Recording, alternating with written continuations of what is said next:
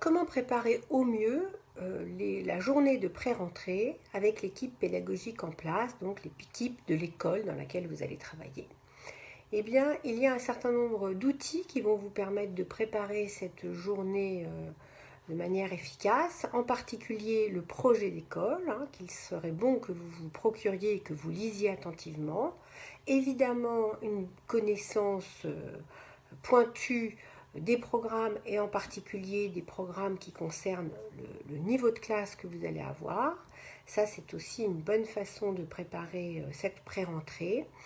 Mais également le projet académique. Selon l'académie dans laquelle vous êtes, le projet académique est différent et donc il est important que vous en preniez connaissance et que vous ayez un peu les grandes lignes, hein, les grands axes de ce projet académique.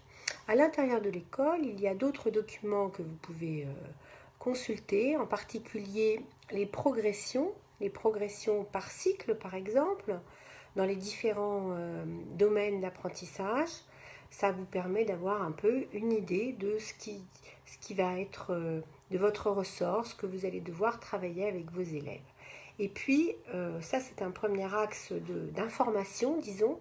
Le deuxième axe, ça pourrait être une liste de questions, c'est-à-dire toutes les questions que vous vous posez.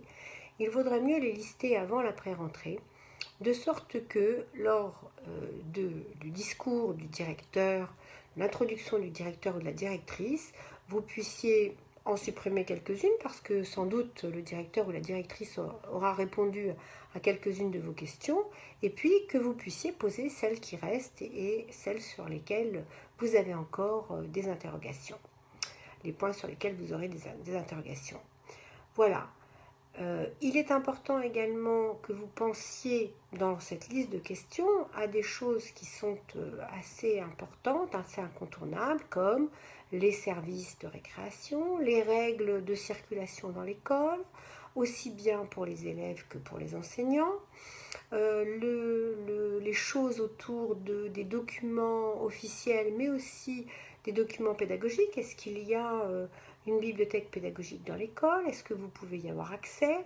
Est-ce que vous avez la possibilité de faire des photocopies? Est-ce que c'est restreint? Est-ce que c'est illimité?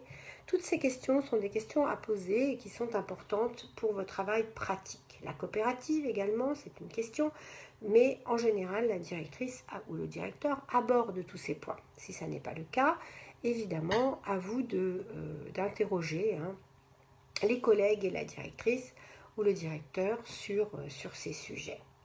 Voilà, le dernier point sur lequel il me semble important de réfléchir, c'est la posture que vous allez avoir, la posture de l'enseignant, du professeur des écoles stagiaires. Vous êtes débutant, eh bien, ouvrez bien vos oreilles, posez les questions aux différentes personnes qui, elles, sont peut-être pas expertes, mais en tout cas plus confirmées que vous l'êtes, et puis tirez parti de cette expérience qu'ont les uns et les autres pour vous nourrir, progresser et préparer votre travail.